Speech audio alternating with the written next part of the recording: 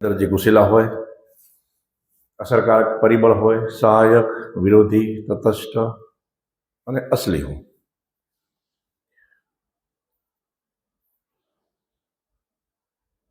હવે આપણે જે મન છે એ કઈ રીતે કામ કરે છે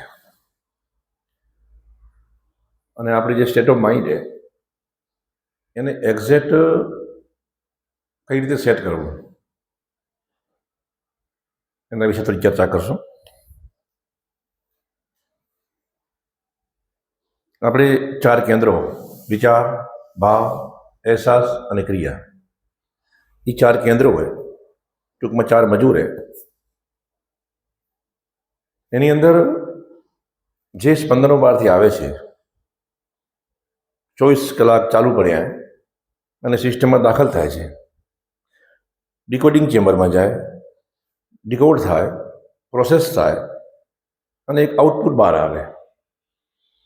અને આઉટપુટ બહાર આવે એ જે આપણું આઉટપુટ है એ है આપણું વર્તન, એ છે આપણું વર્તન, વાણી અને આપણી એક્શન. લોકો એમ કહે છે કે ભાઈ વાણી અને વર્તન સુધારો, આપણે આમ કરવું જોઈએ, આપણે તેમ કરવું જોઈએ, પણ થઈ શકતું નથી. જ્યાં સુધી જે ડેટા અંદર જાય છે એ ડિકોડિંગ ચેમ્બરની અંદર પ્રોસેસ થવાની અંદર જો ગડબડ હોય તો તમે જે પણ ઈચ્છતા હો તે થતું હોય એમ જ થાય, થતું હોય એમ જ થાય. ડિકોડિંગ ચેમ્બર જે ચીજ ડિકોડ કરે એમ થાય, તમે ઈચ્છો એમ ન થાય.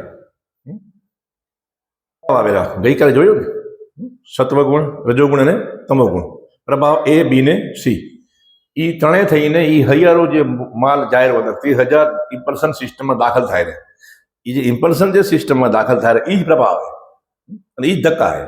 અને એની તરફ વેરાયટી છે, પ્રભાવ A, B, C અથવા સત્વ, રજસ અને તમસ, એ ત્રણ એની કેટેગરી છે. પછી એની મેળવણીથી હજારો પ્રકારની ફ્લેવર ઉત્પન્ન થાય, અબજો થાય, કરોડો અબજો ને અબજો થાય. એ ત્રણ જ એની એક જરાક ટકાવારી પ્રમાણે ફેરફાર થાય. ધારો કે આ રજોગુણ, આ તમોગુણ અને આ સત્વગુણ, એનો સરવાળો 100 હોય. માનો કે આ 20%, આ 40% અને આ 60%, આ 100 થયા. આ 39.95 0.5 સ્વભાવ બદલી ગયો, આટલા સૂક્ષ્મ ફેરફારથી સ્વભાવ અને વિચાર પ્રક્રિયા બદલે. અબજો બને, અબજો, કેટલું અબજો બની જાય. એક ખાસ પ્રકારનો રેશિયો ભેગો થયો તો એમાંથી જીવડું બની ગયું. એક જરાક ફેરફાર સાથે બીજું કાંઈક બન્યું તો કૂતરું બની ગયું. એક જરાક ફેરફાર થયો તો હાપ બની ગયો. પોઈન્ટના ફેરફારથી સિસ્ટમ ચેન્જ થઈ ગઈ આખી. એવી અબજો છાયાઓ બની શકે આ 3 ગુણની રમત. હવે એ એટલી સૂક્ષ્મ ફેરફારથી બધું જ બદલી શકતું હોય એટલે એ માયા ખતરનાક છે. માયા ખતરનાક છે અને બધાને આપણે રમાડી રહી. એનો મતલબ આ છે, એનો સ્વભાવ છે.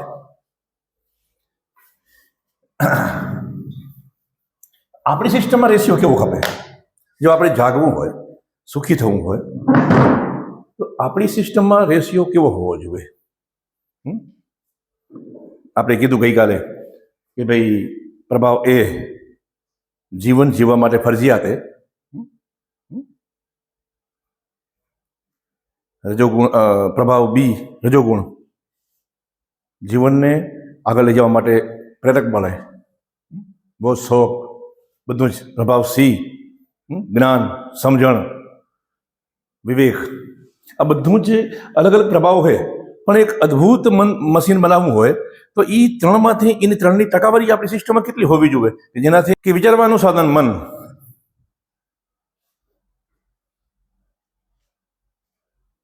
ખાલી મનને કહેવાનું, તમારા મનમાં જ્યારે મન બોલો ત્યારે આખું બોલવાનું. વિચારવાનું સાધન મન શું? એટલે તમને ખબર પડે કે એક છે આ એક સાધન છે, હું નથી, સાધન છે. શું છે? જ્યારે આપણે ખાલી મન બોલી રહ્યા એટલે એ આપણે થઈ ગયા પોતે. વિચારવાનું સાધન મન યોગ્ય કામ કરતું નથી એટલે મશીનમાં ગડબડે, મશીનમાં ગડબડે.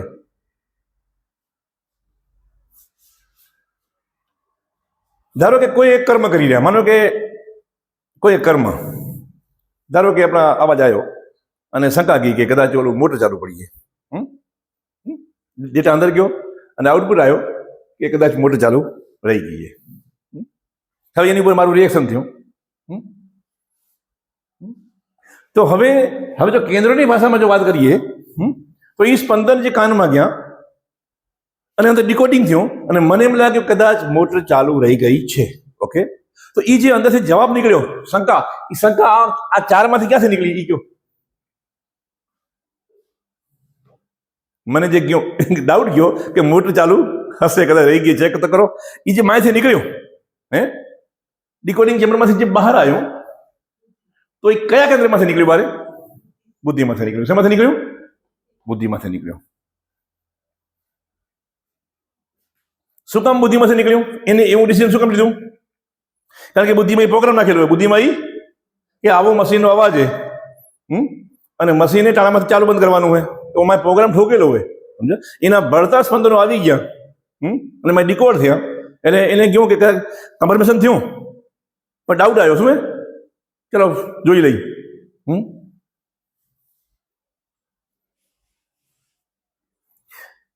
હવે તમે એમ કીધું કે લગભગ ના બંધ છે, એમ લગભગ બંધ છે મોટર, એમ ચાલુ નથી. એમ તારાબેન એવું કીધું. તારાબેન જે કીધું તો તારાબેન ક્યાંથી એ ક્યાં તારાબેન અંદર જવાબ આવ્યો? કયા કેન્દ્રમાંથી આવ્યો હતો? અહેસાસમાંથી આવ્યો હતો. એમાંથી આવ્યો હતો. આવી રીતે આપણને ખબર હોવી જોઈએ કે આ મશીન જ્યારે કામ કરે ને આઉટપુટ બહાર કાઢેલું ત્યારે એક્ઝેક્ટ કયા કેન્દ્રોમાંથી કામ કરેલું. આ તારું અઘરું હોય કામ કરે છે. એના કરતા એક કામ કરો ને, માલા દો ને, ઓમ નમઃ શિવાય, ઓમ નમઃ શિવાય, ઓમ નમઃ શિવાય. આ હવડું હોય. આ તો ખરું ડખાવાનું કામ કરે. આને કઈ સમજશું? આ આપણી જે નાદાની હે અને અણાવડા કરે, આ લેફ લાગેલી, આ લેફ આપણે લાગેલી એવા એ બધા ઠેકેદારોને ખબર હે કે આ બધી લેફે એટલે ઓલું યલાવેલા શું હાથમાં એને ખબર કે આ કોઈ કરશે નહીં એટલે યલાવો ને કાંક ને કાંક નક ડખો કરશે, નકવા ડખો કરશે એટલે કાંક ને કાંક રબારા યલાવો હાથમાં. ચાલો રજતભાઈ અહીંયા આવતું, ચાલો આપણે એક સેમ્પલ એટલે કાંઈ વાંધો નહીં.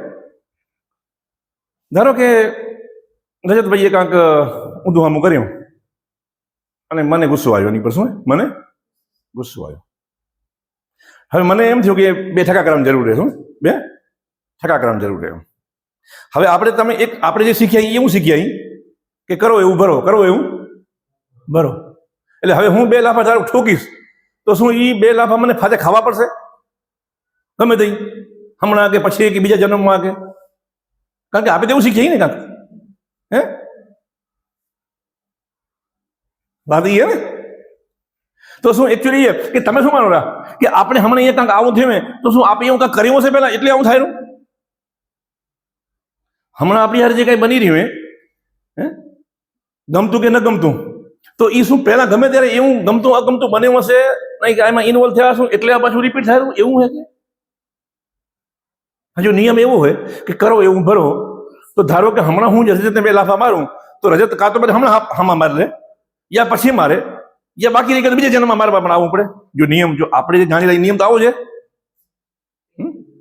હે વાત સમજવાની ને? એ લાફો ખાવો, મારવો અને પાછો આવો, એકચ્યુઅલી એ પ્રક્રિયા જે છે જે કર્મ અને કર્મનું ફળ, કર્મ અને કર્મનું ફળ, એ શેના ઉપર આધારિત રાખેલું? એનો આધાર શું હોય? મેં એક આ કર્મ કર્યું, એ કર્મનું ફળ કેવું આવશે એનો આધાર શેના ઉપર?